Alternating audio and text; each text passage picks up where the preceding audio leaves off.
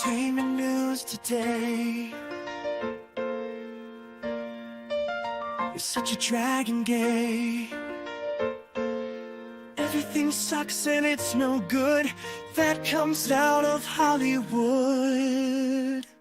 But there's one place you can go to get all your news and info, and maybe even have a laugh or two. You know it's true. Midnight's Edge after dark is life. We stand for nerds and geeks, we will survive. From Star Wars to Jurassic Park, it's Midnight's Edge after dark.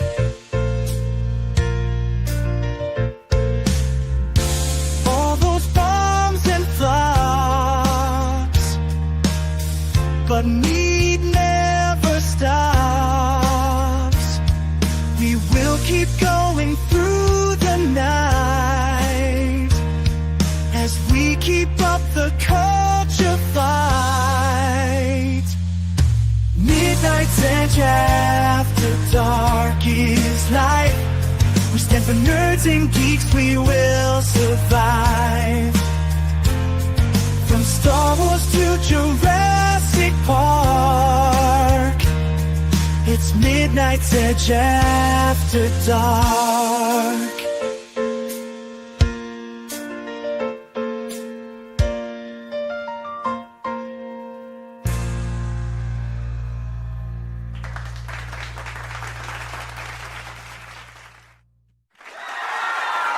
Welcome, one and all, to the show.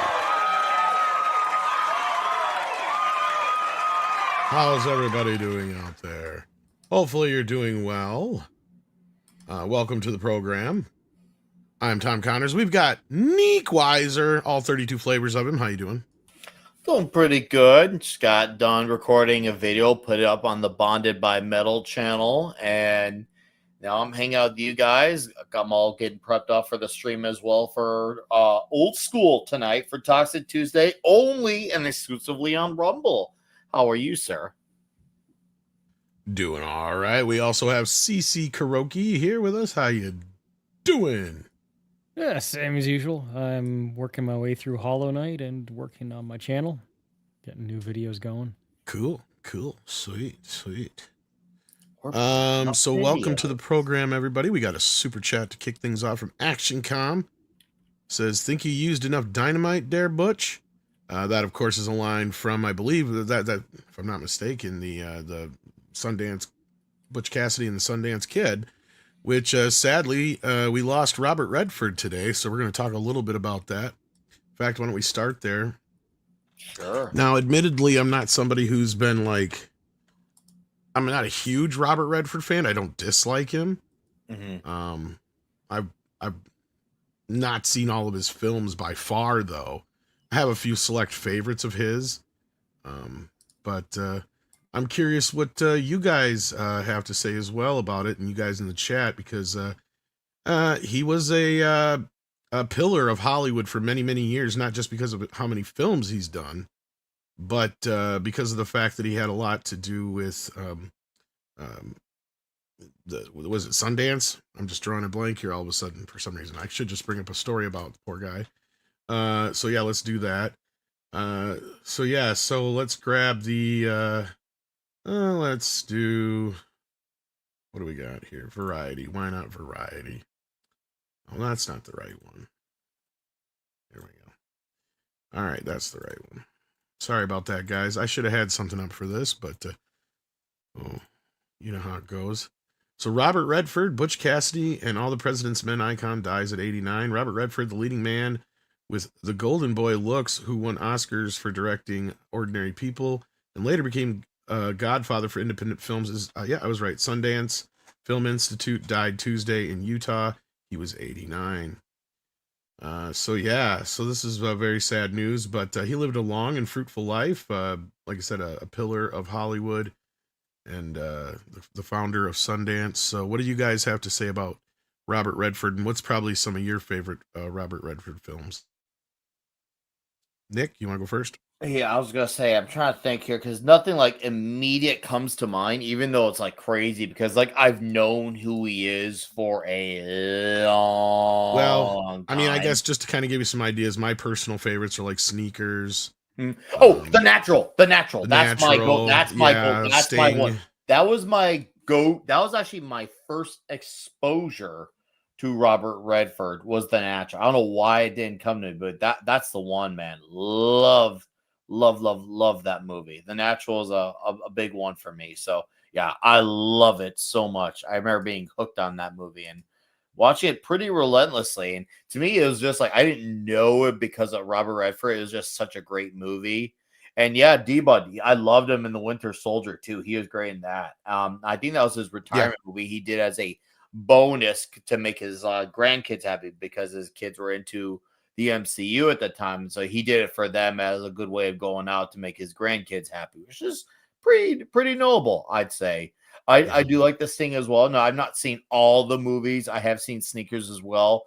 But what Mhm. I've seen of him, I absolutely loved of him. And I was definitely aware of him being a big deal. And it's clear he's a legend. And he had a nice, good, long life. And he has a hell of a legacy, hell of a resume. And I just hope, I haven't looked into his death yet, but I just hope he was able to go out peacefully. I'm assuming it was from natural causes, but yeah, you know what's funny about him being in Winter Soldier is when he was younger, he'd have made a perfect Captain America. Oh God, yeah. I Perfect thought the Captain. Like same thing when I saw a photo of him back when the Winter Soldier came out. Oh, Robert Redford's in it. I never seen one of his like any longer. I look at him like, oh my goodness, he could have been Captain America. He had like the jawline, he had the hair. He was a big, kind of a big guy too. the He's fairly smile, the G athletic. Collie shucks next boy Yeah. next door kind of thing going for him. Yeah. He looked pretty athletic. The photos I had seen of him when he was younger, he looked fairly athletic. So I'm like, this could have been Cap. Of course, Butch Cassidy and the Sundance Kid's one of his more famous ones. But CC, what's your favorite Robert Redford films and any memories? I just pulled up a list so I could remind myself because he's been in a Oh, lot of movies. yeah, So he's a been little bit a of a cheat sheet here, but I remember when I was growing up. Bruce Willis is one of those guys that if I saw him in a movie, he sold me on having to watch the movie. I'd put Robert Redford in that same kind of group. I made a point of getting a list of all his movies and watching every single one of them, and some of them more than once.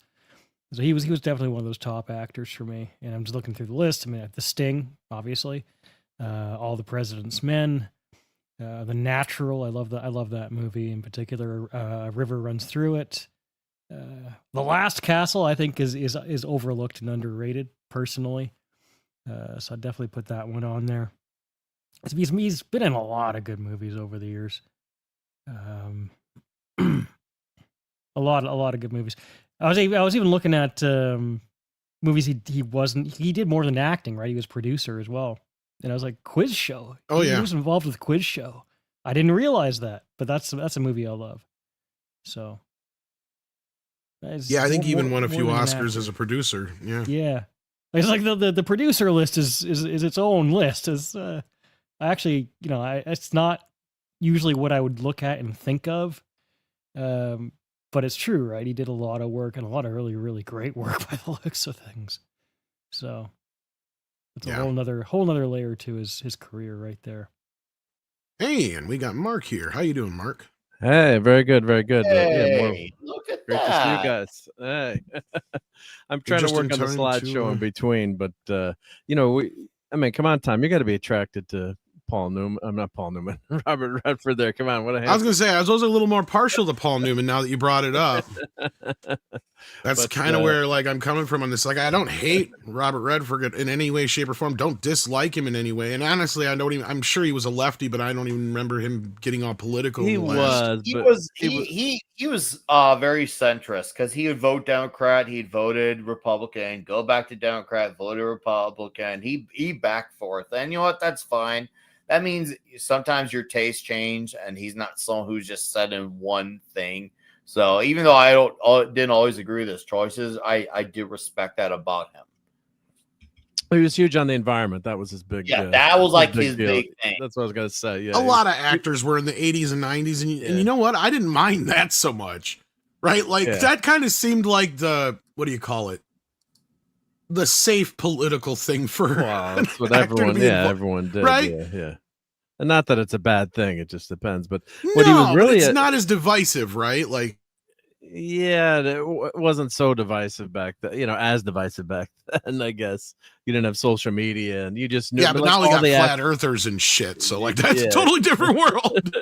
Right. I mean, either he's wearing a wig here or that, or he just kept his hair something wonderful. Oh, that's a wig. Yeah. There's just no way. But what he was really a champion of too, and he's one of the the biggest movie stars going, right? And all American good looks, if you crafted a movie, let's generate a movie star. Movie star good looks is probably coined the term, with Redford, and but he was really great for independent films. You're talking about Sundance. He bought he bought a ranch, a ski resort, and he named it Sundance after the movie Butch Cassidy and the Sundance Kid. And we have to do that on Toxic Tuesday soon. I mean, that's just one of the that's definitely a guy's movie. Yeah. That's a guy's movie. And and he was a champion of independent filmmakers, kind of like Justine Bateman is today. And this is the biggest, arguably at the time you could say he's one of the biggest movie stars in the world, if not in the top 5. And he did a lot for independent filmmaking and promote filmmaking. And Sundance started out of nothing and is one of the premier film festivals, and I believe it's moving to Boulder, Colorado in the next couple of years. I was reading. You can blame him for shit like Brokeback Mountain being famous, because if it wasn't for Sundance, nobody'd be into all these independent films. Right? But it's good Nobody to get watched that crap before that. Yeah. But it's good to get all this, you get some filmmakers out there that might not have that. No, I know. I'm being chance. kind of I know. facetious or whatever. But like... I don't want to watch that before. Yeah. But yeah, this is a nice little slideshow here. I'll play this while we continue on. But yeah, this is it's kind of a look at Robert over the years. I think it's in reverse, obviously. So yeah. And AI. Yeah, it's obviously done with AI, but I mean, we've got enough of Robert that I think it's a pretty good representation. Oh yeah, absolutely. He was always a good-looking guy. I mean, the women loved him. That's for sure. And the dudes too. Some, I'm sure. Let's not discriminate. Let's not discriminate. Mark would throw in the dudes. What a career! I mean, just yeah. And as you guys were saying, and a director, producer, all kinds of stuff. He maintained his head of hair. Yeah. I don't know how real it was through the latter part, but I don't know, man. It looked pretty damn real. It may look real, but I mean, yeah, he probably was. I mean, I'm not saying he was an unhealthy guy. I don't ever remember him having like big stories of him being like an alcoholic or drug addict or anything like that. So, yeah. I mean, he seemed like the type of guy who always had at least stayed in decent shape.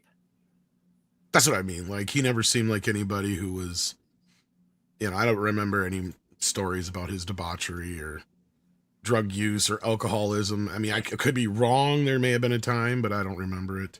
Yeah, as Goddess of Whim here eloquently puts it, women wanted him and men wanted to be him. That's so true. And then ActionCom says, why do these movie stars keep reminding us that they're mortal? Well, 89 is nothing to sneeze at. That's a long, fruitful life. And I don't think Robert passed away in any bad way from what I haven't heard anything yet, so I'm sure he was quite comfortable at the end. So yeah. Joe Pat 87 says, ever see The Amazing Waldo Pepper, an obscure one? I've heard of it, but I have not seen it. Joe Pat, but yes. His last movie was Old Man and the Gun. I haven't seen that one. It was from 2018, reminds us.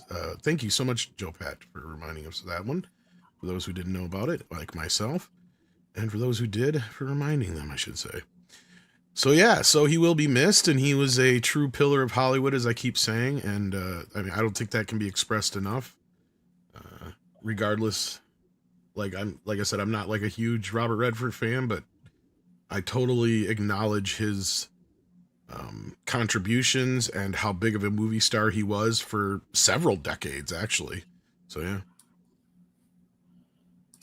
Yeah, and he, ordinary people, first time out director, he wins the Academy Award for directing that won best picture. So, not not bad either, right? So multi talented too. So, yeah, just that was a Donald Sutherland movie with Mary Tyler Moore and Timothy Hutton. So, it's a great drama, but yeah, it's just you look back on these careers and you're losing another icon. Yeah, I wasn't was I a massive fan? No, but just really love some of those movies.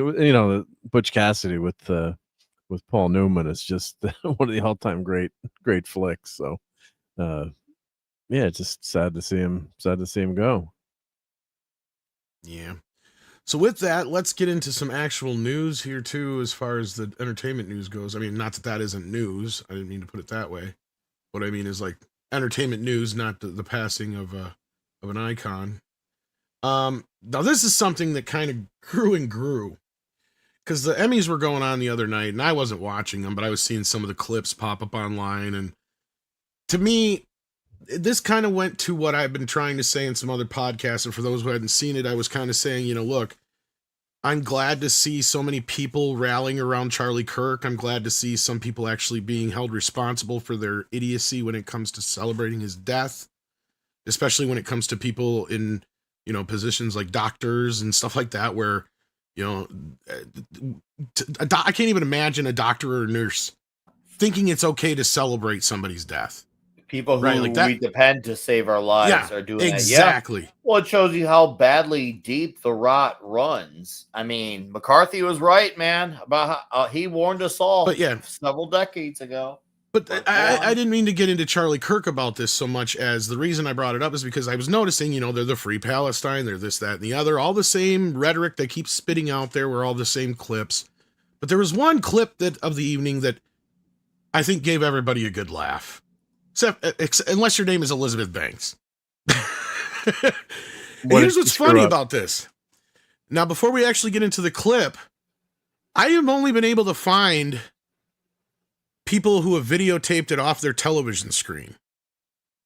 I've been trying to find an actual clip of this. If somebody can find this in the meantime, please send it to me. I'm almost afraid to show it, and I'll show you guys why, because this is what's funny about this. And I don't know if I'm the first person to point this out or notice, but if you go to the actual YouTube channel for the Emmys, notice they have the video where Philip thanks everybody in the behind the scenes cam they have, right here. And normally they have, the award, then they have the thanking, all that kind of stuff. Where is the video of her giving him the award is nowhere to be found, is my point I'm getting to here. They don't have it here, but they have like every other one. Am I the only one not noticing this? Well, I saw the headline earlier, but I don't know what happened. So they clearly don't want, unless this is it right here. Oh, here it is. They do have it. Okay, sorry, hey, it was earlier. That's why. Okay, so here's the clip. Paleo Valley's running a sale on all their meat sticks right now. Okay, so that was my mistake. I didn't go down far enough, because I saw his thank you thing and I thought it would be right before, But anyway.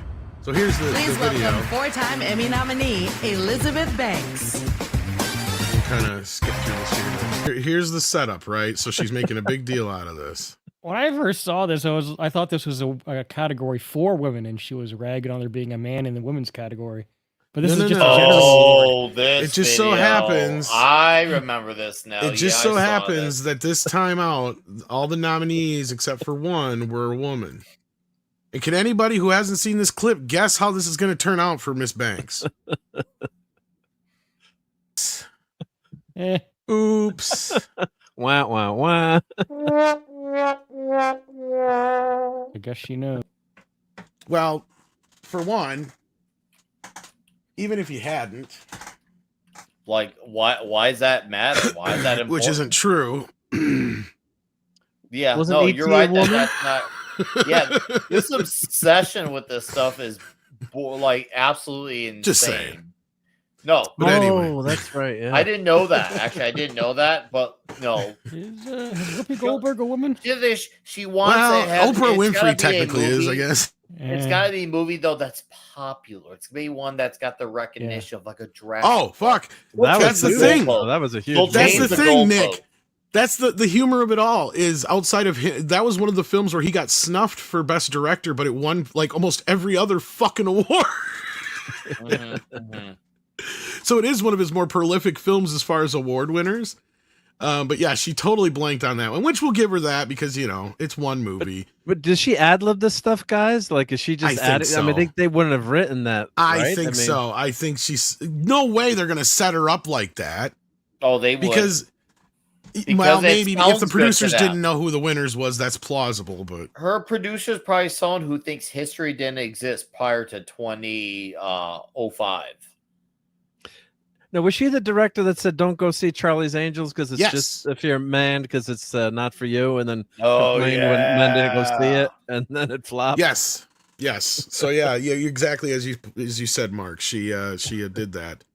She did that very same thing, and then there's even a third part to that story because before when she first said, "Men, this movie isn't for you," and then bitched the weekend after it flopped, going, "Man, why didn't you go see this movie?"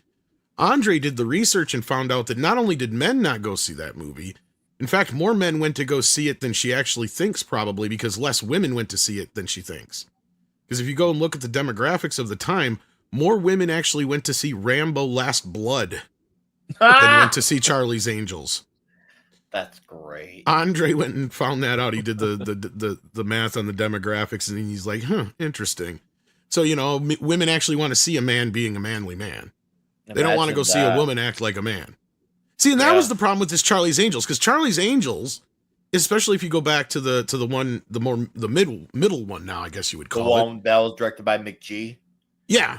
See, those were more like girl power, fun. Those were fun type of movies. Yeah, right? Like Lucy Liu, Cameron Diaz. They were still allowed to be sexy but kick ass. They even kind of made fun of it in Jay and Silent Bob Strike Back, right? Like, I mean, kind of that, you know, they're allowed to be sexy but yet still, you know, that's when Lucy Liu got a big fight with Bill Murray. Yep. Yeah, and Bill Murray didn't return for the sequel, Yeah. And exactly, Vorpal, those movies embrace their camp. Now, I have not seen the newer one, but what's weird about the newer one is not allowed to watch that, Tom. I know, that's the thing, is I'm not allowed to watch it. It's not made for me, even though it was my fault it flopped. then the third part of this story is she went and turned around and blamed the marketing. It's like, bitch, you're the one who went out and fucking said, don't go see my movie if you got a dick. Like, and more specifically, if you got a dick and you're straight. Because, yeah, like, I'm sure she didn't mean that for trans people or gay men, right? Because those don't count. So they count in the other lane. But yeah, so this was a big snafu for Elizabeth, and I'm not trying to poke fun. Actually, I don't dislike her. I think she's actually a decent actress. I don't hate everything she's in, but I hate everything she's made. Like, there's not been one thing yet that she's been a producer or director or whatever of. And now I haven't seen like the what was that Pitch Perfect thing she did. I haven't seen those, so I can't speak to those. But those seem to be made for a specific audience, and they work. And that's one of the reasons she's on the map like this, right? Because otherwise she'd just be a third-tier actress. Because she's never even been an actress who can open a movie on her own.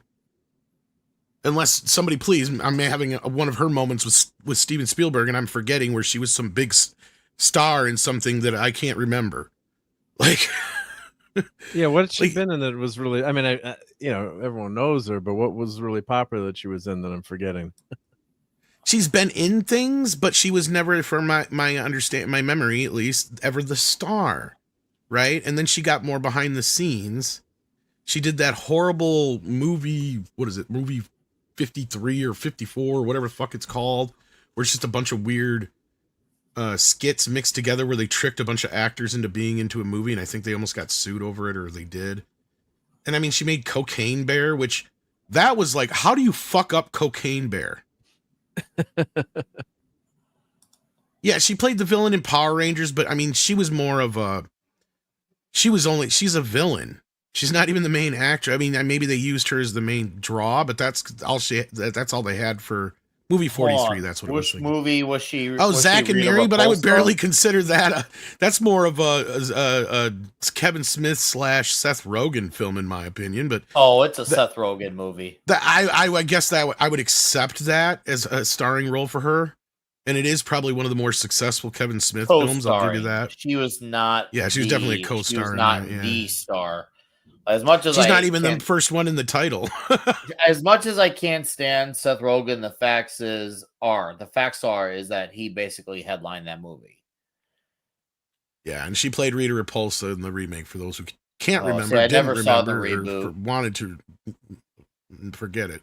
Oh, Seabiscuit, but she's not huge in Seabiscuit. The fucking horse was the star. Yeah. And Tobey Maguire was in that too, wasn't he? Like, yes, he was. That's the movie he supposedly hurt his back on, but he claimed it was Spider-Man, wasn't it? I don't know. That's the rumor, the story as it goes, is that because, you know, the whole thing with Spider-Man and he held out for 3 was because, and the reason they almost replaced him with Jake Gyllenhaal. Well, they almost replaced him for 2 because of that for part 2? Okay, Dude, so maybe I'm getting my stories mixed up there, but anyhow. Yeah, no, fucking this whole idea of Cocaine Bear is like, the movie writes itself, and I don't know how she fucked it up. I'm not surprised that she did. Like, I remember Paul Chatto and Script Doctor and I all came up with various versions, and I'm sure anybody else in this panel or chat could come up with a version of that movie that was better than what we got. Like, how did you not lean into the, you know, nature of the beast here to be punny with the whole, you know, Sharktopus, Sharknado type stuff with this, and go full bore with the whole like cocaine? Like, it was a missed opportunity, and it felt like it reminded me of the movie Teeth, and I don't know if you guys know what that movie is, but it's a comedy horror about a woman who has teeth in her vagina. Oh, yeah. And the problem with the movie is it doesn't know what it wants to be. It doesn't know if it wants to be a horror film or if it wants to be a comedy. And that's kind of the problem that Cocaine Bear has. It doesn't know if it really wants to be kind of serious at times, and it doesn't know if it wants to be a comedy. So, yeah, and it's just sad because it could have been, yeah, and she rewrote the original script. It probably was. Script Doctor might even be able to get a hold of that, but like, it's one of those movies where it's like, how does it not write itself?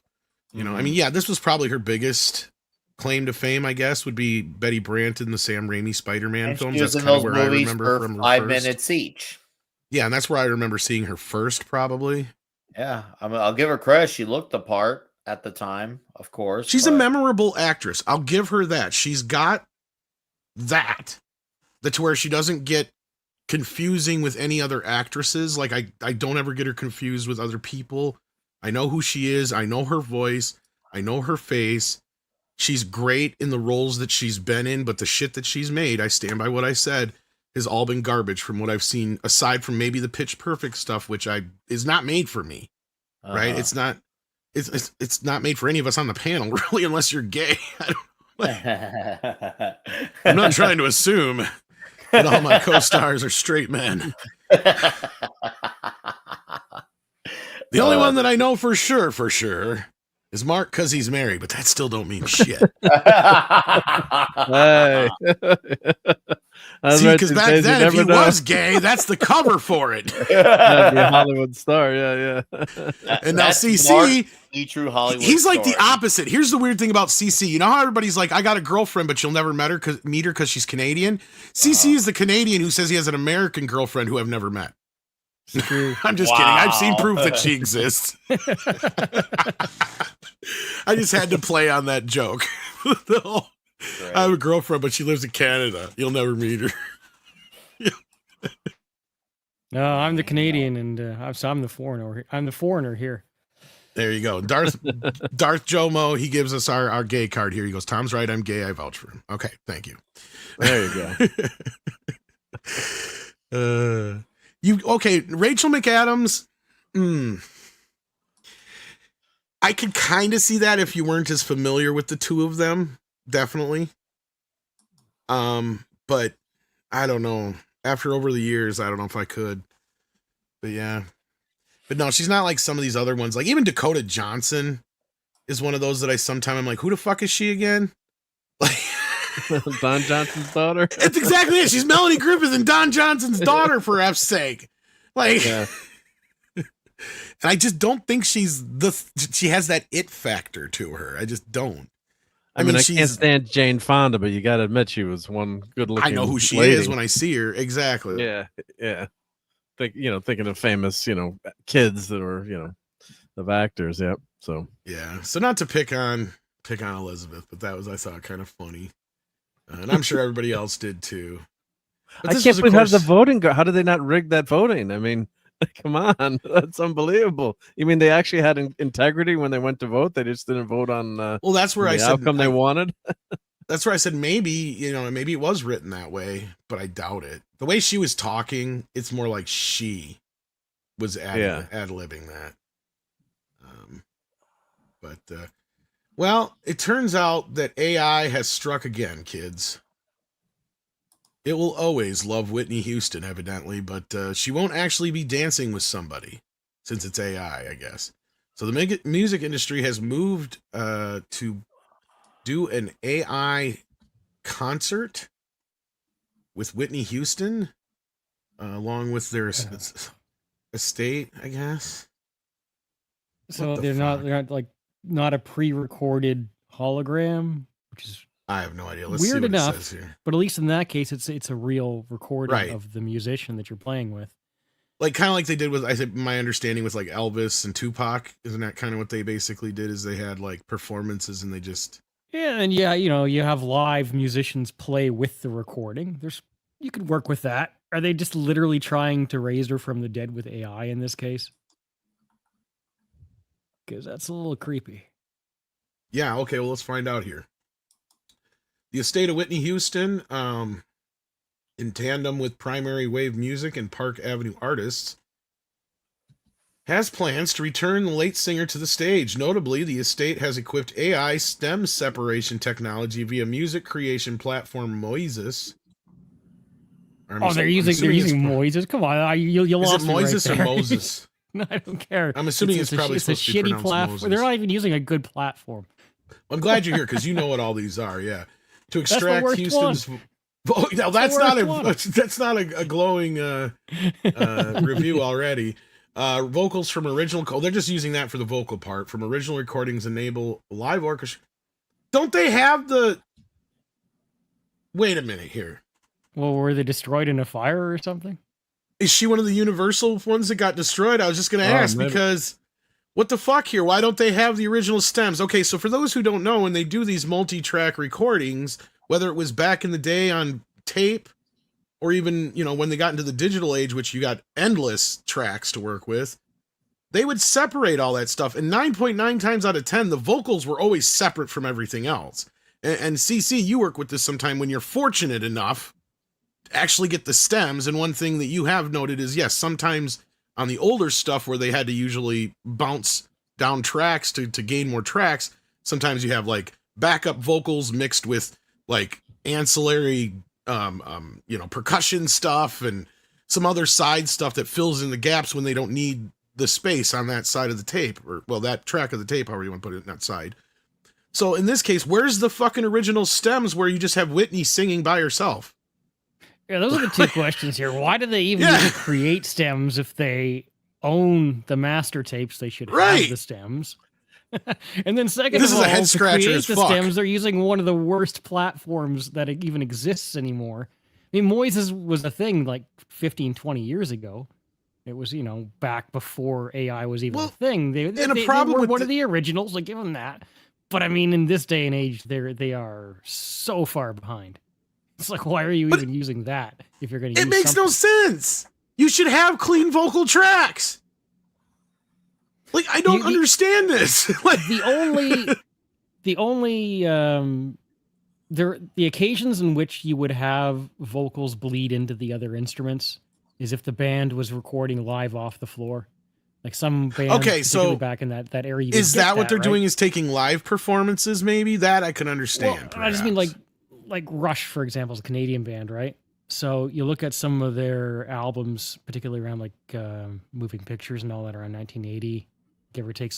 Back in that era, they recorded as a band in a room, right? And each instrument was mic'd, but you're gonna hear Geddy Lee singing in the background of the guitar stem because they're all playing together. Now I respect that.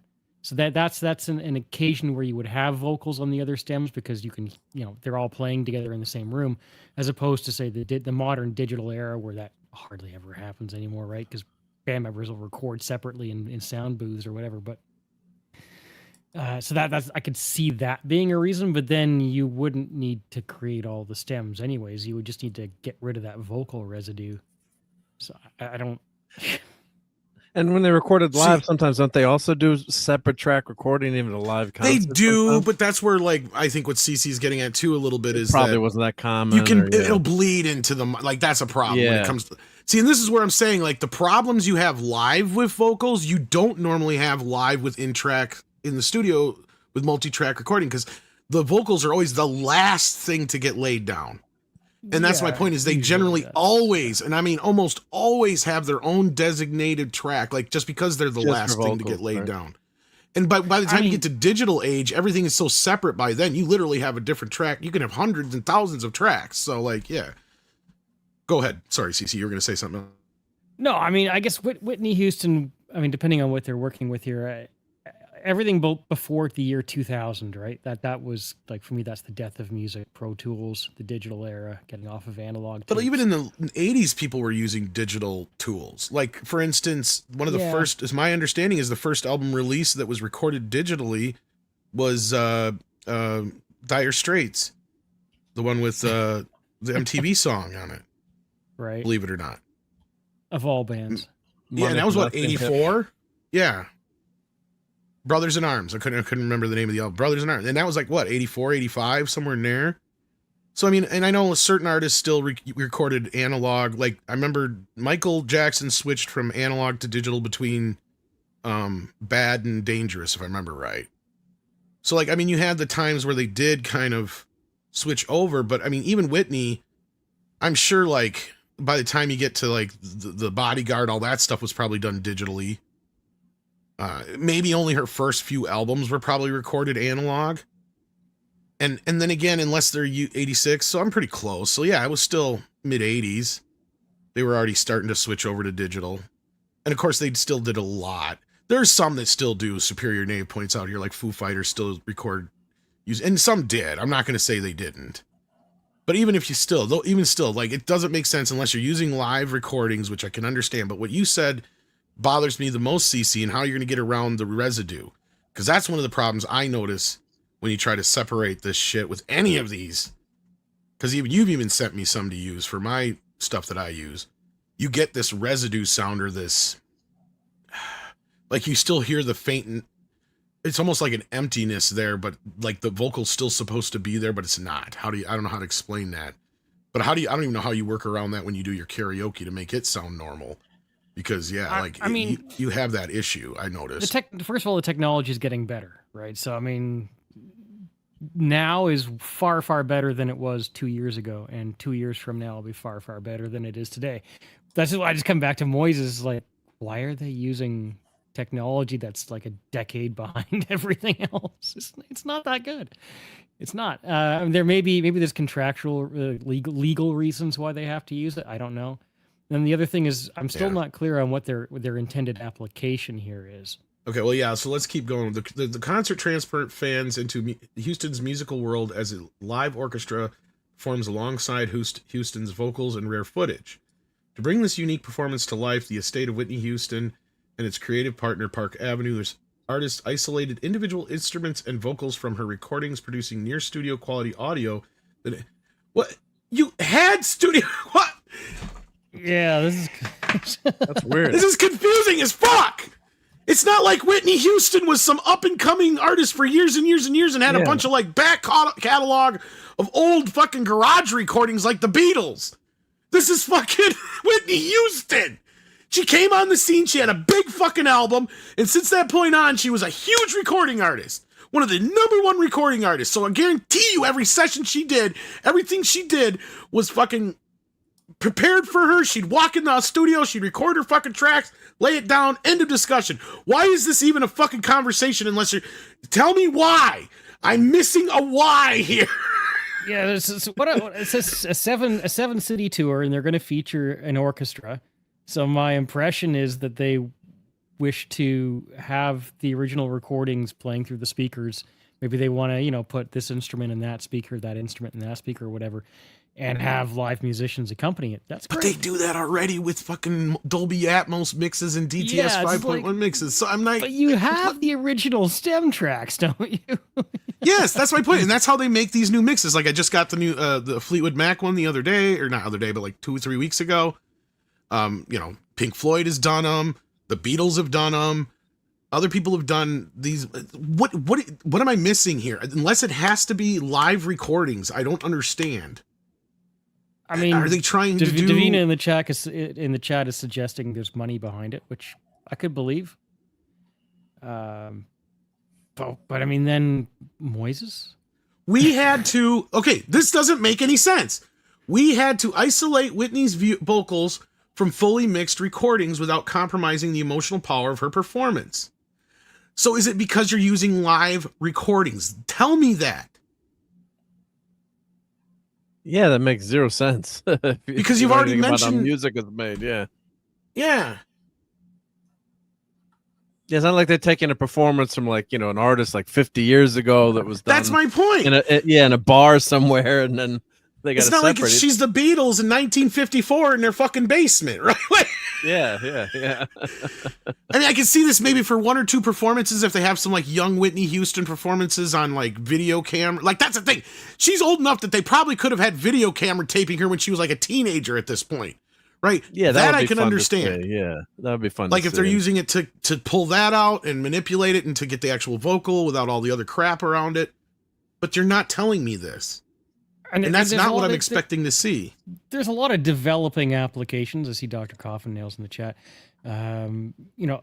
Restoring audio is definitely something that is in production in AI technology, right? Exactly, that's what I mean. But I mean, that would be an application, taking recordings that sound rough and using AI to make them sound more studio. I don't know if that. I don't think that technology. Okay, is well, very it's far either along on. Yet, Yeah, but Jethro Tull had the Chateau disaster tapes, and all the recordings got screwed up. So you know, that's something I could understand. But they're not. Whoever wrote this article either didn't have the information to work off of, or they didn't put the right information in here to make me understand what is wrong with these recordings. Because as we've been pointing out, Whitney Houston got. I think her first big album was what, 86, 87, somewhere in there. I Want to Dance with Somebody, shit like that. That was probably her first big success, right? That's a fully studio recorded hit, right? There's not. Tell me what is going on here. Did you lose the original masters? Were they in that Universal fire? I need an explanation. And even then, they claim they had backups of a lot of those, and they did, 9 times out of 10, producers and other people who worked on these things normally would have certain backups made of multi-track recordings. So I'm still confused. It's not clear here. I mean, if they were using a live recording and they wanted to remove the audience noise, okay, that makes sense, right? But it says here they just want to get a clean a cappella, which is definitely one of the most advanced technologies in AI right now, because everybody wants a cappellas, so it gets the most attention and development, right? So that shouldn't be an issue. I still don't know why they'd be using something shitty like Moises. Sorry, but that is what it is. I don't know why they'd be using that, but if all they want is an a cappella, that shouldn't actually be very hard. That's one of the most furthest along things in this field, right? But it's just, I don't know exactly. The article's not specific enough. What exactly as far as I can tell, she worked for Arista, Sony BMG, so it's not Universal. So that's not an excuse. Now, her career beginning 77 to 84 was before she got famous. The only other thing that would cross my mind is remixing. Again, we need the stems for that. But it still doesn't make sense. Why would there be anything combined? Unless a complete inept fool worked on these tracks. I don't understand.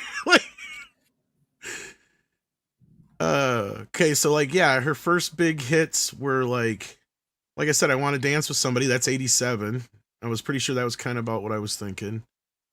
I mean, she had, I think, an album or 2 before that, but I don't think they had anything major off them from what I'm seeing. And I'm just perusing through shit here.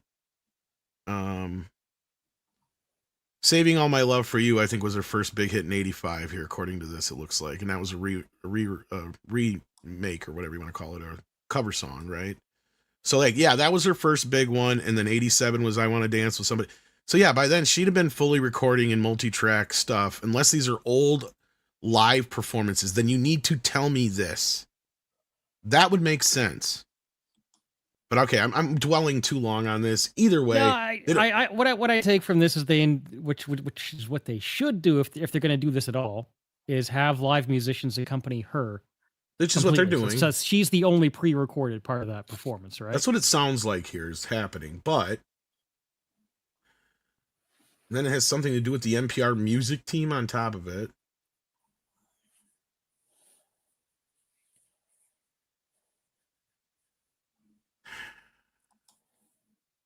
Wow. Then it just gets into the people who are involved in it. It doesn't have anything to say about. Yeah, I don't see anything. And I'm just perusing, and if somebody finds something better, feel free to send it to me. But this doesn't give me any information on what they're using. I'm not for it. I don't think it's a good idea. Either way, that's an awful idea. Yeah. Are they gonna do a hologram for it? That's what it sounds like. I would expect in the future we're going to see more of this in general, the same way that, pre-rock music, classical music is re-performed today, right? I would expect that as these modern, right. as our rock and roll era artists pass on, people are still going to play their music in show. How that actually appears, I would rather see a new singer, a whole new band cover the music completely rather than just having old recordings personally. But I can see the concept of where they're trying to go with this. It's like, let's get the singer and that recording that people recognize. The voice is always like, I love the other instruments, but there's a reason we joke on the bass player. I've been a bass player in a band. It's like nobody ever remembers the bass player, right? Yeah, but everybody remembers the singer. Unless you're Geddy Lee, but yeah. I mean, the only time I could see something, and even this, none of these actually, I don't know. I really just don't I don't see the use in this or the point of this. I mean, maybe, just maybe, if like you were desperate enough, like Queen, and they couldn't find another guy to lead off like they have for the last 20 years, 30 years, whatever, where you did a hologram of Freddie Mercury, maybe, but even then it would seem so gimmicky and weird that I just don't like this. I don't like this idea of it. I don't mind like the Cirque du Soleil, like tribute things they do, like they did with Michael Jackson and the Beatles, where they remixed the songs and did performances to him. That's fine. I love biopics. I'm all for that. If you're going to pay tribute to an artist and you want to find somebody to come in and, like, most recently we had, Timothy Chalamet with Bob Dylan, but hell, the other night I watched Coal Miner's Daughter with Sissy Spacek. And these movies are always perennial favorites of mine. They just, I don't see why you need to do this. This, to me, is not a good tribute to an artist. I mean, I would expect they want to make money. All right, that would be the motivating factor. And I would just suggest if you own the rights to the music and you want to make money, like say Nirvana, for example, there's a band that you're never going to hear them play live again because Kurt's dead, or, because that band is no longer together. You're going to make more money by getting a new band to cover Nirvana and to hype that up and to advertise that. Somebody like a band that really like plays, like, make a show out of it, than to stick some hologram of Kurt on stage playing, singing his dead self. Mm-hmm. The only use of this stuff that I can get behind is when I heard the new remix of Free as a Bird from the Beatles. Because that, to me, both initiated itself back in the 90s when some of this technology, when it was in its pure infancy, and it was a way for them to still write music and make music with John after all these years through, incomplete recordings. And to me, I didn't have an issue with that. And then we've come this far in technology now, and for the first time since that song's come out, you can actually hear John Lennon's voice. Now, I know it's a robotic, manipulated AI voice taken from an original recording and made to sound that way, but it sounds like John Lennon, and it has those little nuances because it made sure to keep those while getting away and washing away all the fact that it was recorded on a cassette tape in a, an empty or big hall room kind of area with like clearly like wood floors and stuff. So like it a echoed demo, like yeah, crazy. just a demo. It was a thing, demo yeah. tape. It was. It's exactly what it was. Recorded on a little audio cassette, recorder. So I mean, they were managed now here all these years later, 50 plus years later, to take that recording and make it sound like it was recorded yesterday with John Lennon. That I can get behind because you're actually working from a basis of something original that's real. But I don't know what they're doing with this here now. And some of the AI stuff that I've seen now is just so weird and strange that, like, I don't even know how to explain it, but like, I don't like, I've even seen people doing albums of old artists through AI stuff now, like Michael Jackson and stuff like that. It just, to me, it's really weird. And I get it. And like trying to create brand new songs. Yes. Yeah. Yes. Like brand new albums, concepts, and all this kind of stuff. Like if they were still alive today, I think this is what they would be doing, kind of crap, which is fun for its own little crazy. But yeah, for a YouTube channel to do for fun, like I saw some Beatles stuff where they took, like Paul McCartney's song New and then made his voice sound younger and threw John Lennon on it too as a fun AI exercise. That's kind of cool, but it's not, it's not an official thing with the band. But no, to say, oh, this is Paul McCartney, no, this is what John Lennon would have written if he had, wasn't taken from us way too soon, then that's when you get into a really weird area. Well, and I'm not, and I bring this up because just because fans are doing it now is one thing, but I'm wondering how long it'll be before the studios start doing it, because Sony got busted with the whole Michael Jackson bit. Those last couple albums they brought out post his death, a lot of us fans come to find out that they had a sound alike on there. They weren't finished recordings, so instead of actually doing what the Beatles did, they went and just brought some guy in to record vocals to finish off these songs that Michael never got to finish. Or in some cases, we're not even sure had anything to do with originally. And I think they even got sued over it. I don't know if they settled it or what the deal was, but yeah, there was a bunch of these songs that were just complete. They're not Michael. And us fans can tell. People started questioning it right away. They're like, wait a minute here. This doesn't sound right. Something ain't right here. Yeah. So, and now what happens next when they actually use this AI to say, oh, look, we found all these old recordings of, say, who's some artist who died years and years ago, Elvis, right? And they're not. They're just somebody manipulating AI now and making tons of money off it because you think there's some old recordings of Elvis that have just been discovered. And I'll tell you what, through AI, I can make shit sound like I've done the novelty fun shit to try and jump on that bandwagon. It didn't work out for me, but I'll be damned if those songs I didn't make didn't sound like old ass songs and recordings, and it wasn't hard to make them sound like that.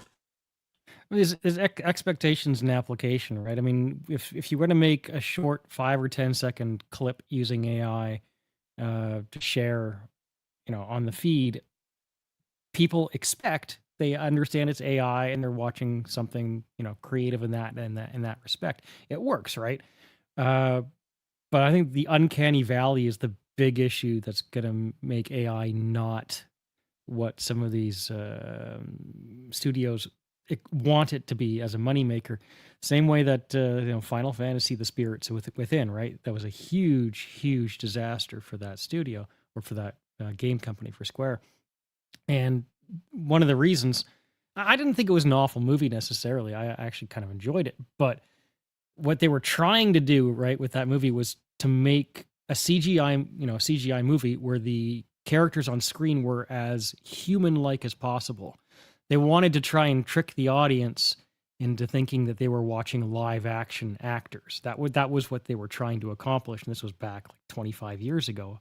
But even today, if you put all the money in the world into AI and CGI to create live action, CGI to try and trick your audience into thinking they were watching live actors, our brains are still going to pick up on it. Even if you're not a picky person, it's going to feel off. Something's going to just not be right. Even if you're 99.9% of the way to perfect, something is going to just take you out of it, and it's not going to sell the way you want it to sell.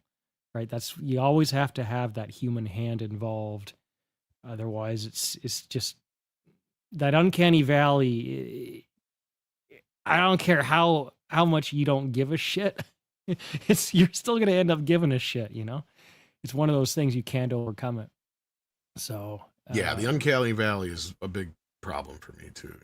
It's going to go away eventually, though. Once tech maybe. advances, that's the thing. That's the thing with AI. You can never get to 100%.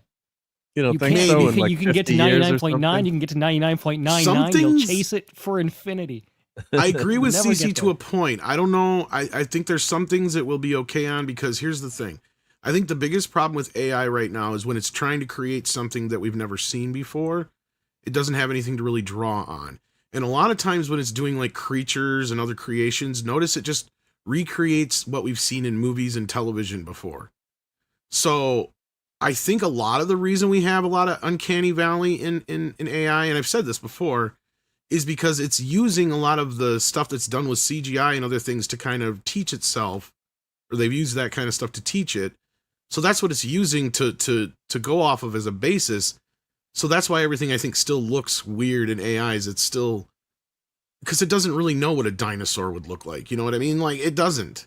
It just knows what we think a dinosaur looks like. And a lot of the dinosaur stuff out there is like Jurassic Park stuff, right? So it's all CGI. And I'm just using this as an example.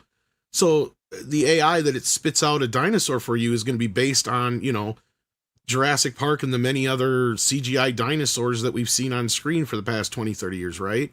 So it's going to spit out something that looks CGI, and so our eyes are going to pick that up right away. But now if you just have it do like a basic scene of like somebody swinging on a swing in a park, I bet you could make an AI video of that, and most people wouldn't even think twice that it's AI. Does that make sense? Because an AI has enough references probably to go by. And like you said, it knows how to make it look like a home video and all these other things to where it would trick you enough to where I think it could get past you on certain things. I'm sure there has been AI videos that have gotten past us yet and we didn't realize it. I'm just like AI porn. Does it make sense though? Is Sydney Sweeney real, or is that a special effect? No, just kidding. Well, I had a buddy who was really messing around with AI stuff, and he would mess with it get so far, but then when he would really try to manipulate it is when it would start looking like AI, right? Like he could send me some stuff. Sometimes I'd be like, "Is that real?" I'd be like, "No, I made it." Like it looked pretty real. So I mean, it's getting to that point where I think. I get what you're saying, CC. I think some things it'll never get quite right, but I'm starting to worry there will be a point where we may not know. Like they could make a video tomorrow of Trump saying something that he never said, and that is a scary thing that could happen. Because I've seen some stuff myself where I'm just like, damn, I know it's AI, but yeah, that I believe. But I mean, like a truly great like work of art, more than just something with novelty. A short, 5 or 10 second clip of someone swinging on a swing is a novelty, right? Mm-hmm. Taking a song and saying, "What if it was recorded in this era in this style?" is a novelty. And when I say it in that respect, I mean, okay, people are interested in hearing that transformation. Is it going to sell in the long run? As soon as that novelty wears off, right? It's like, oh, that was cool. Moving on to the next thing now, Well, and I saw this documentary. I think it was like 2 years ago. It came out now. It's something you guys may have seen it too or heard of it. Michael J. Fox did a documentary with Apple, and it's really cool how they kind of put it together. And I think had it been a couple years later, that AI technology could have made it even cooler. And see, that's one of those things where I think it will happen. And the gimmick of it is it's not your standard documentary. It actually feels like a movie. And they would mix scenes from Michael's movies with actors shooting new stuff kind of around that. And you would never actually see Michael's face in certain faces and stuff like that. So it was obscured enough. But now with the technology they had, that you wouldn't have to do that obscuring. That's my point. Right. And if you guys haven't seen the documentary, it's great how it kind of takes you through his life and his story almost like a movie itself.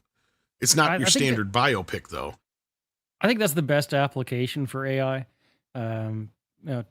talking about Final Fantasy again, there's a fan remaster of Final Fantasy IX, right? It uses AI to upscale the images and the graphics, but then it also uses the human hand where they took those upscales and they hand painted, they hand drew it, they fixed it, pixel by pixel with human beings, right? To make it look good, not just an upscale. And I think that's, you can use that upscaling technology, for example, just to kind of get you part of the way there, but you have to take it home yourself, right? To get a really, truly spectacular result, which that is. Rather than just, and you do this with when you talk about the 4K releases, sometimes the studios will just upscale and call it 4K, right? Mm-hmm. But if they do it properly, you can tell the difference.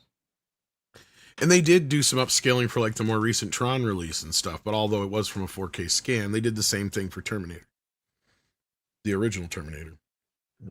Well, my brother-in-law makes commercials for a living. That's his day job, and he started using AI. I mean, he does small scale commercials. He's not doing like Super Bowl ads, but he's doing like local car dealerships or things.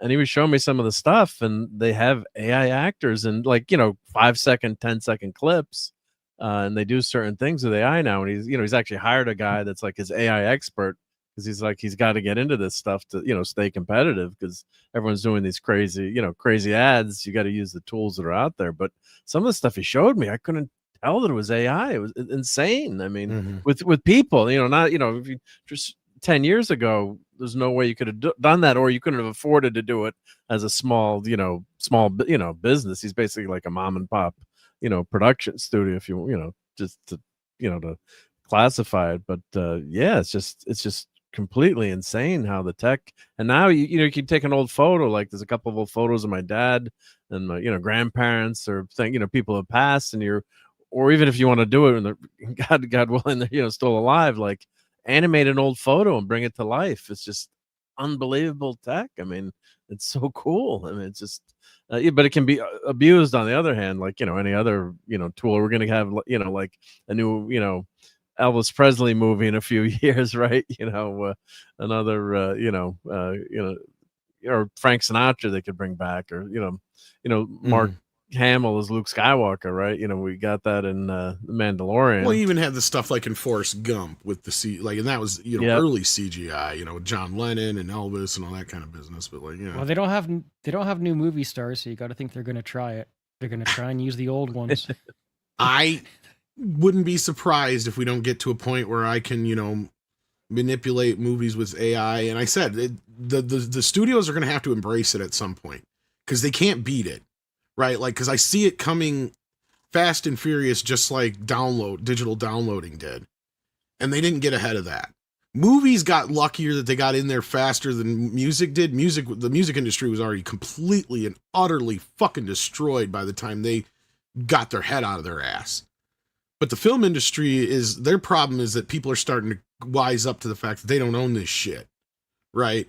And a movie's not like a music album to where it's cheaper and there's other ways around it, and you can still hear the album through radio or internet radio or other means, right? Like when a movie goes off streaming, people panic because they don't have Blu-ray players and DVD players anymore. So they think, because they forget that their Xbox or their PS can play one. And I've had to remind people that so many times when I've given them movies, they're like, I don't know how to play this. I'm like, do you have an Xbox? Oh yeah. It can play Blu-rays. Don't worry, you're fine. So you have this issue now with people in the digital realm. It's like I've said time and time again, the only way that the studios are going to be able to embrace this is by using the technology in ways, like I said, you can scan your kid's face and a sample of their voice saying a few words, and then whammo bammo, within 5 minutes they can sit down and watch Star Wars on Disney Plus, and your kid is Luke Skywalker, because AI superimposes his face and voice throughout the film, right? That's one thing you can do. The other thing you can do is literally, replace actors in films. So I can watch the new Dune film with like Robert Redford and Michael Jackson, and you know what I mean? Like I could do Bring that, back and Patrick that's Stewart. and Patrick Stewart, yeah, and that is the way I think that the studios can embrace it. The problem with that is how you're gonna fucking pay for all this shit and figure it all out, because you're basically, and we're kind of headed there, and that kind of takes us back to the Whitney Houston thing, where the music industry has kind of figured this shit out and how they can finally make some money off this shit, is they basically just buy all the catalog and rights to the individual. So at that point, that cleans up that mess, right? So let's say an old actor, I turn around and I buy Anthony Hopkins' rights, right? So when he passes away, I own Anthony Hopkins. I have the rights to him in perpetuity. Like if you want to use his AI image in something, you have to come to me, and that's how you clean all this stuff up, right? Like it's just going to be a matter of stuff like that. But the longer it takes the movie industry to figure this shit out, the worse it's going to be. But I know there's already actors that are having themselves scanned digitally every few years and stuff like that for these reasons and things like that. And the big thing is now they're actually selling their selves before they die. Like it wasn't it James Tina Earl Turner? Jones did, right? Yeah, James Earl Jones did it. I think Tina Turner recently did it before she passed away. They're literally just selling off their entire likeness, their catalog of whatever they own for a big fat fucking payday from some company, for some, basically like they get turned into an IP then, basically, if that makes sense. Oh, no, So, that's it. I think that's the future, to be honest with you. Is an IP, yeah. Because we're already seeing it with music. Yeah. Sorry, they're selling their catalogs, right? Yeah, they're selling their catalogs, and they can sell their, and you're setting your family up for a long time too, right? I mean, so yeah. Well, and in some cases, I would argue that you're going to probably be, and this is where I understand where some of these artists are doing it. I think Bob Dylan was one of the recent ones, and I can understand why some of these guys are doing it, because especially if you can't trust your family not to just basically destroy your fucking image. Because look at how many times we've seen this stuff where the estate doesn't really give a shit, especially after you're getting into like the second, third generation, where they really, all they want to do is just cash in. And, they use their relative or significant other's fucking likeness for something just completely out of left field that they would never do. And that's kind of where I think some of these other companies are going to be more worried about preserving the IP in this case. I hate putting it that way because we're talking about a person or a group or whatever. No, but that's exactly where this is going. But that's exactly what it is, right? And I think you guys understand where I'm coming from, where I think a corporation is going to have more investment in trying to protect somebody's image and who they are and what they do with them than some of these other individuals, where sometimes you're splitting up amongst an estate where it's like, several kids and brothers and sisters and God knows how many different ex-wives or ex-husbands. You know what I mean? Like, well, so look they're all at getting Elvis, just a little fighting over Graceland, right? Exactly. Like you've got all these kids constantly fighting over shit, and they don't give a shit. Like one of the ones that more recently made me laugh was when Roger Corman did it to his kids. He sold his entire catalog out from under his kids, and his kids got pissed. And it's like, what are you bitching about? You're probably still going to inherit a shit ton of money. You're just not going to be able to manipulate your dad's shit for the next 40, 50 years is all. Right? I don't like Shit Factory. They're the ones who bought it. But you know what? I guarantee that all that stuff's going to keep getting released. It's going to keep getting loved. You know what I mean? Like that's one side of this I don't see as a bad part when a company buys some of these things. And I'm like, okay, well, at least we know we're going to get it. Right? It's not going to be like somebody who's going to sit there and hang on to things and piece it out and parse it out here and there. Like Nirvana is another thing with where they got to constantly deal with Courtney Love's bullshit. Right? So it's everybody else always wants to do something. And then it's like, no, Courtney said no. So she just vetoes the whole fucking thing.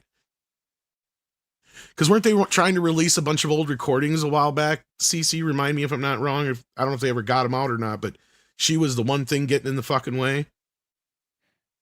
I mean, a lot of Nirvana recordings are available one way or the other. Yeah, I know, but like they were trying to do like some massive box set thing or something like that, and she was the only holdout for it or something like that. But now I think at least Frances Bean, I think, controls most of it. But regardless, I mean, it's just, I don't know. If I was actually a famous person like that, where I had a catalog of stuff, and I would probably do that, because honestly, I wouldn't trust my kid as much as I love him. You know what I mean? I'd feel better just handing him a bunch of money when I die than having him worry about my fucking image for the rest of his life. You know what I mean? Like, and that's another thing. And then it just consumes somebody, because since somebody's job usually is that, and then that person usually is the one who gets screwed over anyway. So Look, I mean, and this goes different ways depending on who is the head of the estates every time. My favorite ones are when some brand new, like, young wife gets the estate that has only been a part of the person's life for like a few years, and these things go through like court battles for years over who owns what, you know. Anyway, you know, those are the fun ones because then it gets all drama-y. But look, at the end of the day, we'll see how this all works out in the future, because I have a feeling we're going to be talking a lot about this in the next few years, especially as more of these actors pass away and these studios are more reliable on IP more than anything. And like I said, I think CC and I agree on this, and I think you guys probably do too, Nick and Mark, that a lot of these actors are basically IP now for a lot of these studios, especially these older ones. Well, they're talking about doing it with just regular people now too, like feed all your images and voices. And Black Mirror famously did an episode touching on that subject, where you make an AI out of a person. It's uber creepy, but I think the tech is just going to keep getting better and better, which is worse and worse. And then, like you guys are saying, they could have a new Robert Redford movie that's a horrible Robert Redford movie. It's not Robert Redford, but he's in it with Paul Newman. Someday something like that. And if it's a fan doing it for fun, I don't mind it so much. But like if it's a major studio doing it, it's I got a big problem with that. I mean, well, I remember the big deal everybody made out of Fred Astaire dancing with a fucking vacuum cleaner, remember? Yeah, and that was a commercial, right? Yeah. A commercial, or was it that was one of the first times they really did that. I think it was John Wayne who was the first one to ever have anything done like that to him. But I can understand why this shit happens. And I'm sorry I disrupted your flow. No, I was just say like de-aging someone, like, I keep bringing up Luke Skywalker, but the abomination that the sequels did to his character. But would I ever love to see like a sequel with, or something with Luke Skywalker where he kicks ass? He had that one great scene in The Mandalorian. Even the CGI was horrific. They didn't do a great job with the face. I think didn't they end up hiring the guy that actually did a better job on his home computer? I guess they did. Yeah, I don't know. Then I think they used him for a bit more than anything, because I don't think he did much else. But yeah. But that kind of. But then do I want a whole movie, or like with a CGI character that's totally fake? Because you've got all those nuances as an actor. So like de-aging is one thing when they're, you've got the actor making acting with his face and acting as he should be, and they're just kind of making you look younger. But like with De Niro and what was the Irishman, or then they de-aged him, and he's like trying to beat someone up, and it looks like an 80-year-old man trying to kick someone, or he's got the young face and he's moving like he's 80. So you've got that screw up too. So it's a rabbit hole. I think that is the trick, because AI is not capable of spontaneous creativity unless it becomes sentient, right? So if you just AI Robert Redford into a new Robert Redford movie, it's going to mimic the reactions that he had in previous movies, but it's not going to actually create anything new or creative or spontaneous about him, right? The nearest thing you can do is to have somebody in motion capture or something in that vein, where you have an actual actor who is acting, but Robert Redford's face is put onto that actor's performance, in which case it's still not Robert Redford, right? It's that other actor, but it has Robert's face. And maybe that technology can get well enough to be able to sell and be passable. But I guess, as you said, Mark, if you have an 80-year-old playing a 30-year-old, it's going to be weird. So you have to do it right. You have to do it well, like anything. But I don't think you can just purely like create an AI actor on screen with no human behind it. You can. We'll have to wait and see. But I don't think the results are going to ever be what a human can deliver. I think eventually we will get something, but I'm curious how it'll turn out. I don't know if it'll be like Sim 1. I don't know if you guys are familiar with that movie with Al Pacino from like 20 years ago now. What was it called? But Sim 1 or Simone. I don't remember but he basically that creates that movie. Yeah, he basically creates an artificial or an AI actress through computer technology. It was like, way ahead of its time, but it's like one of those movies that's slowly becoming possible. And what happens, of course, is she becomes this huge star, but he keeps it a secret that she's fake, right? So it goes through this whole like song and dance of him trying to manipulate, you know, the system into thinking she's this real person when she's not. And it's just this creation in his mind. It's actually a pretty good movie, but it just got overlooked at the time. It wasn't during Al Pacino's, you know, heyday or anything like that. It was like 2004, 5, 6-ish, maybe a little later. Part of me would like to see that experiment play out in reality. Yeah. Well, we may be having that happen, we just don't know it. Yeah, well, it's the best way to actually gauge how well something is going to sell is to have that unbiased response, right? Yeah, but this is kind of a strange time. Like, we did have this thing in the 90s when technology made it possible, you know, in certain special effects where, you know, like I brought up Forrest Gump before. There was that Steve Martin noir movie where he mixed old noir stuff with him. What, I can't remember the name. Was it the Dead Man Don't Wear Plaid or whatever? You know, we've had things like that in the past, and where you've had people take like old kung fu movies and redub them and do stuff like that. Don't get me wrong, but I've never seen this thing before where we're getting now where people are actually trying to put old actors back into movies so much, even more than just a cameo, right? Or just a quick, you know, still shot or something like Forrest Gump being a good example of where it's just literally like a line or two from one of the old presidents. You know what I mean? Like, we're getting to the point where you have full performances in films now. And what you're talking about, CC, is like, you know, with that Star Trek fan film where what's-his-face was basically in makeup and all that stuff to look like William Shatner. I've never seen that before. What I'm getting at is this, outside of playing biopics where somebody actually tries to be literally another person in a film or a short film or a show or whatever, it's the strangest thing I've ever seen. Because to me, I would think it would go against everything in an actor's body. It's like one thing to try to portray somebody in a setting where you're playing, say, you know, like I brought up Bob Dylan earlier, you know, where Timothée Chalamet is basically channeling Bob Dylan, right? To be Bob Dylan. But I can't see Timothée Chalamet putting on a bunch of makeup to be like young Johnny Depp in something, where he's literally just playing Johnny Depp in that role throughout the entire film. It just makes no sense to me. Wouldn't you just have somebody else recast in the role? Or they're just, somebody new is playing the role? Like, this is the weirdest shit I've ever seen in my life. It almost makes Star Trek 2009 make more sense to me. Does that? I guess for me, the best. Do you guys get where I'm coming from with this, or am I just kind of like fucking making no sense? I'm with you. As I said, I think the best way to approach it, if you're going to use this technology, is the same way I approach general practical effects versus CGI. Anyways, build the actual sets, the miniatures, and then you can use CGI to touch up some aspects of it, right?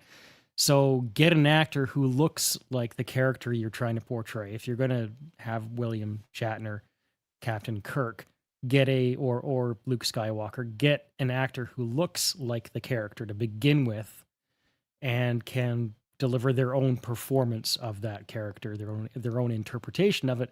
And if you want to use, you know, CGI aided by AI to kind of quicken the process and some hand drawing techniques to kind of make them look a little bit more like the character, just subtly, I think that could work. It's a big difference between getting somebody who looks completely different and then completely compositing on top of them, right? Well, and that's what I'm saying. Like, I can get it. I get it for like a quick segment. If you're trying to do something like, you know,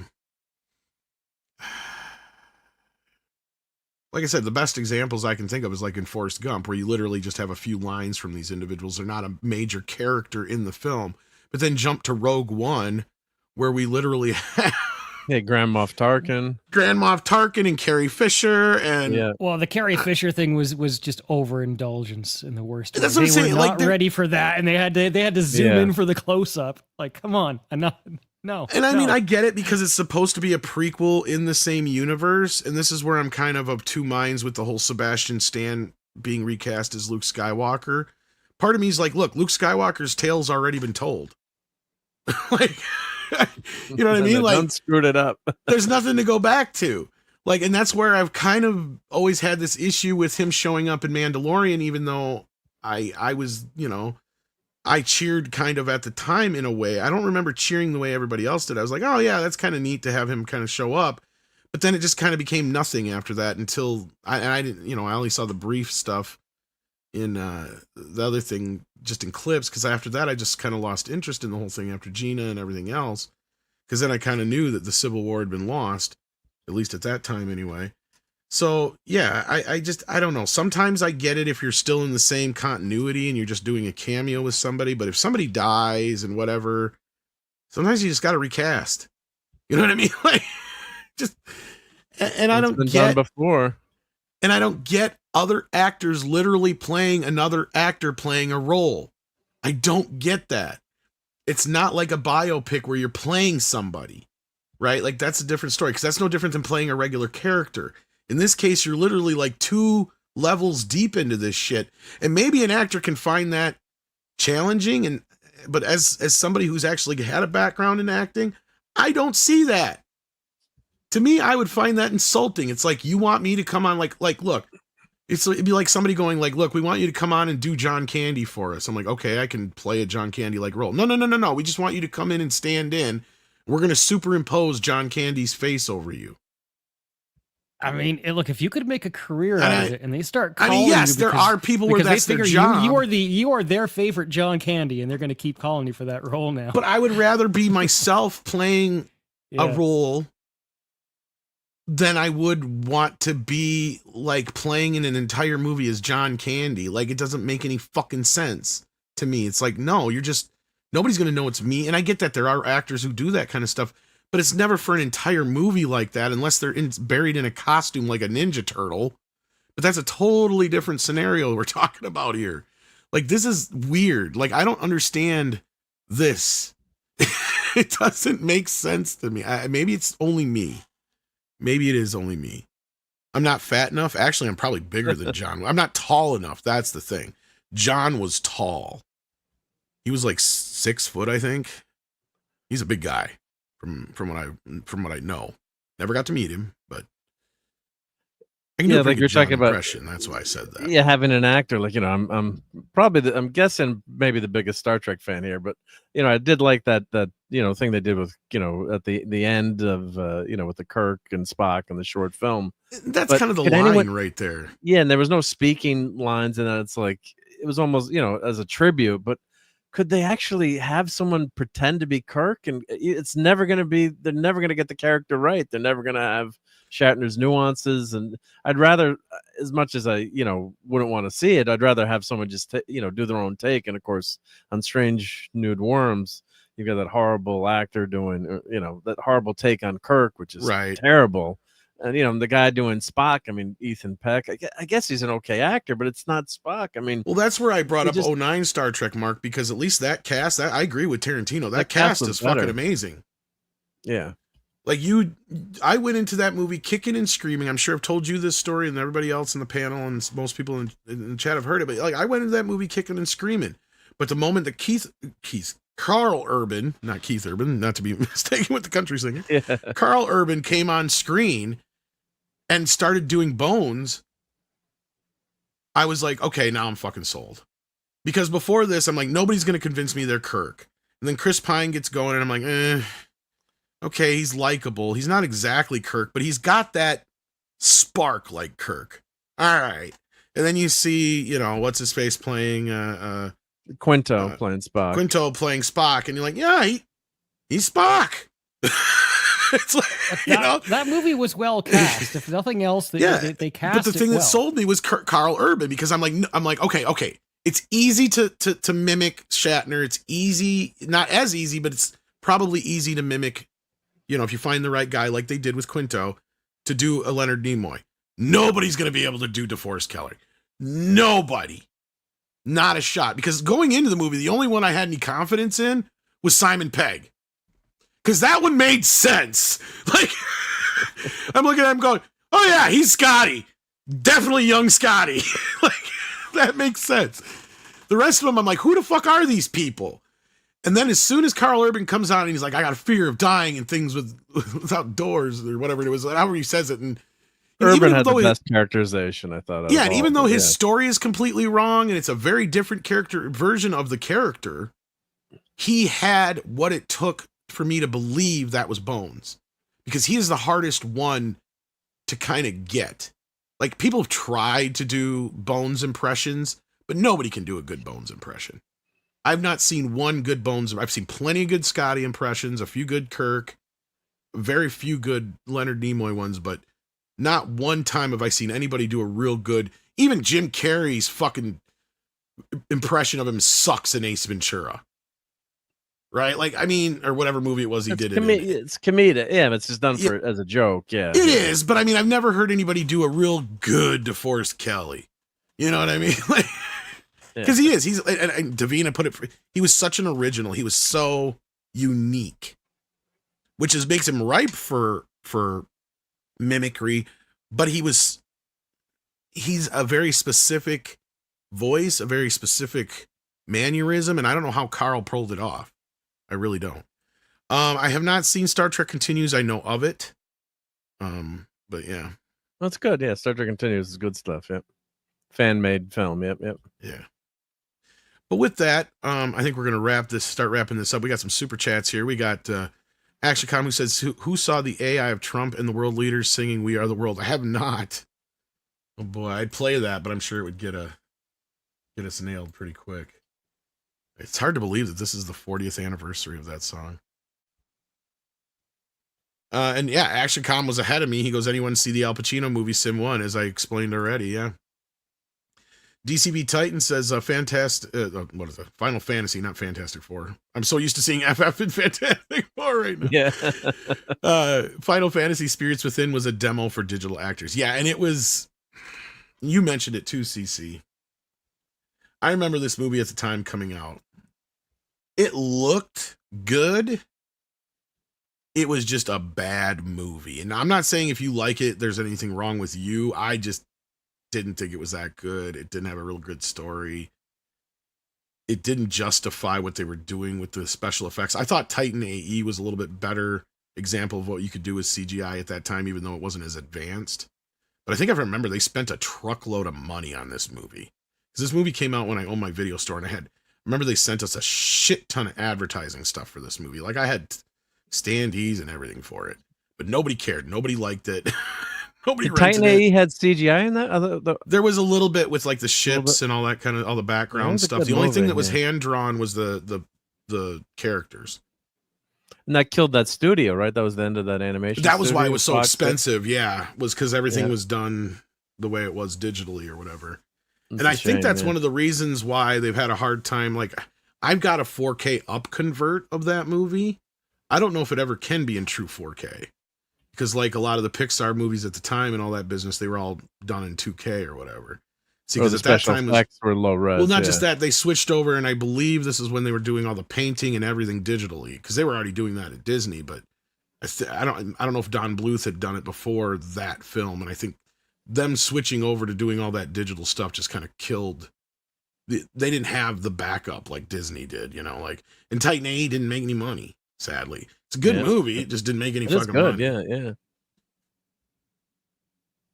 But I would say that was the better of the two films that came out around the same time, was my point. Because they both were kind of around the same time period. But yeah, it was just a mess financially. ActionCom says, you consider the Christopher Reeve Super Bowl commercial AI. I have not seen this before, believe it or not. And if it comes from that early, did they even have, I think it's from 2000, you say here? Did they even have AI technology yet then? I've never seen this before. This well, maybe it would have been CGI. Was that the I'd one say where it's definitely CGI, probably. Since the new millennium, the world has seen such progress. In 2004, the tide was turned against AIDS. 2 years later, great strides against cancer. And tonight we celebrate a remarkable breakthrough in spinal cord injuries, made possible by countless researchers and contributors. Maybe I did. And to present this award, we have some very special guests. Was this the Super Bowl or? Yeah, that's what it said.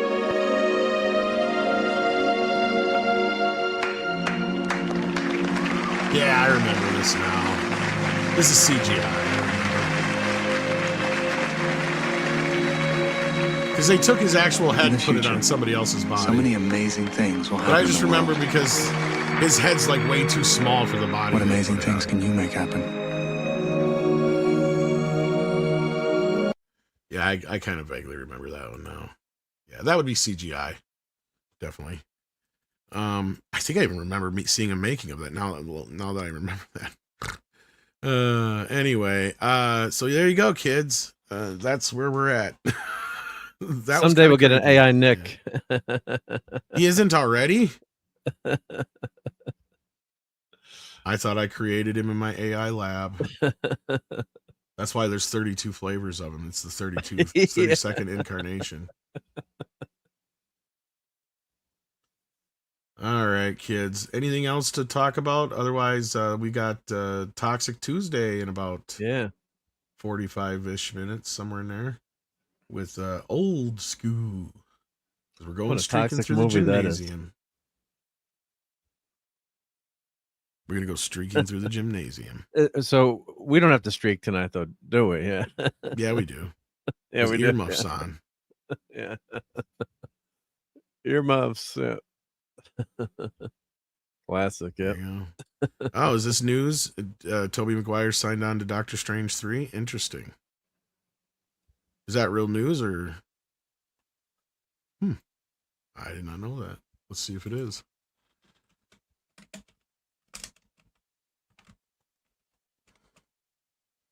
Well, you know they're going to keep going to that well with, made so much money when they brought back all the Spider-Men, I'm not seeing anything. I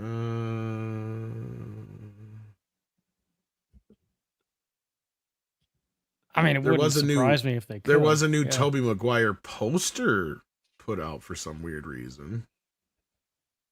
But I'm not seeing anything else. They may have done something for Doomsday, perhaps.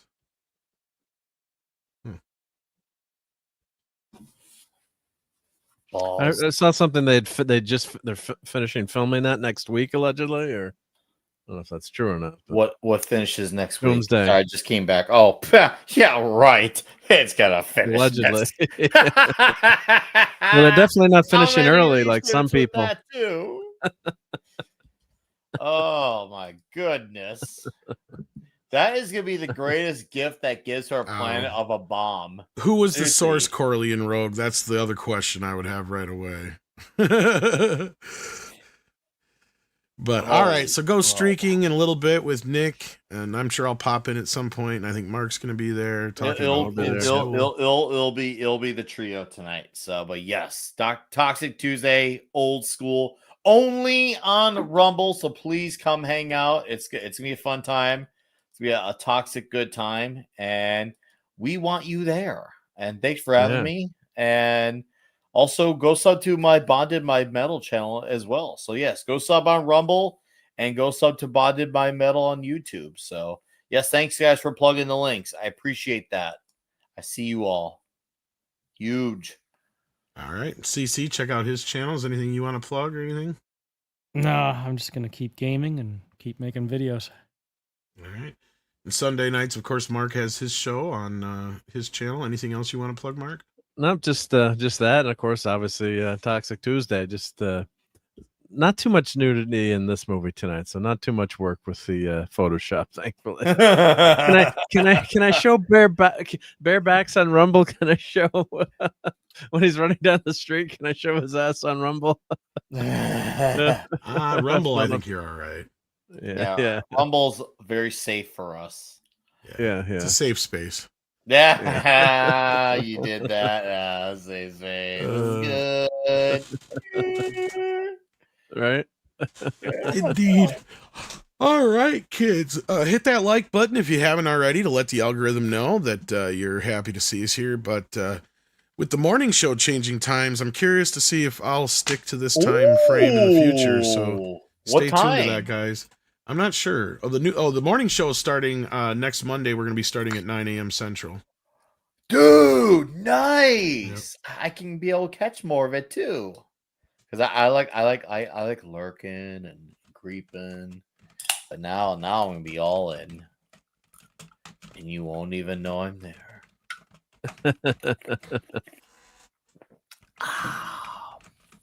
Oh, is it gonna be Monday, Wednesday, and Friday still? Okay. Yeah, the dates should be the same. Then yeah, I'm just gonna try and figure out what I'm gonna do over here differently because I am gonna start doing some other stuff too. But stay tuned, guys. I don't want to commit to anything yet. We're just talking about a lot of things in the background about how we're gonna do things, change some things up a little bit. So yeah. Oh, we're switching it up. Yes, indeed. Well, we are also celebrating our 10-year anniversary at Midnight's Edge, so wow, it's time to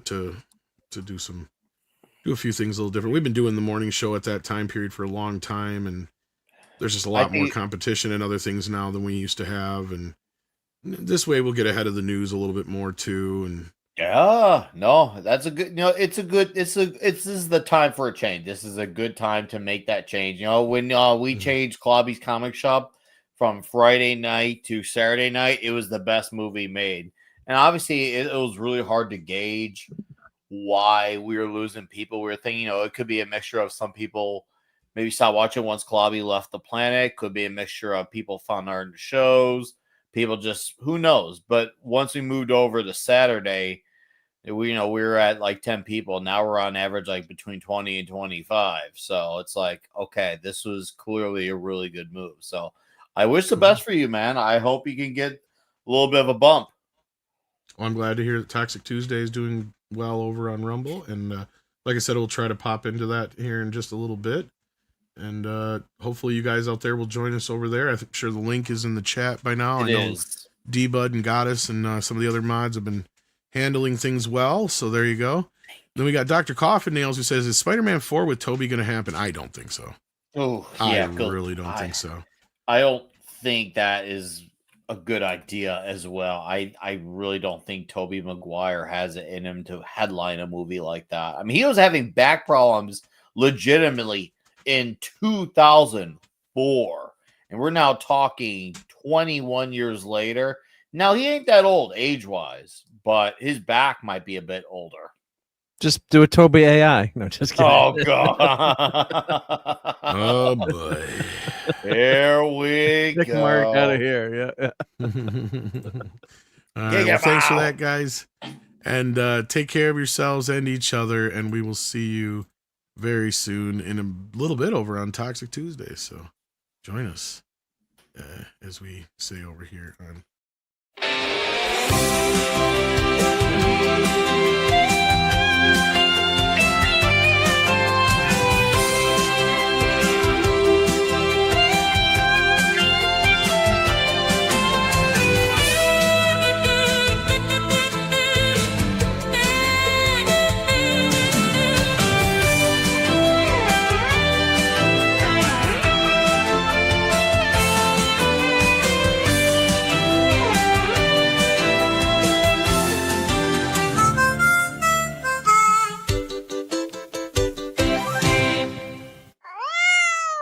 Cute kitty.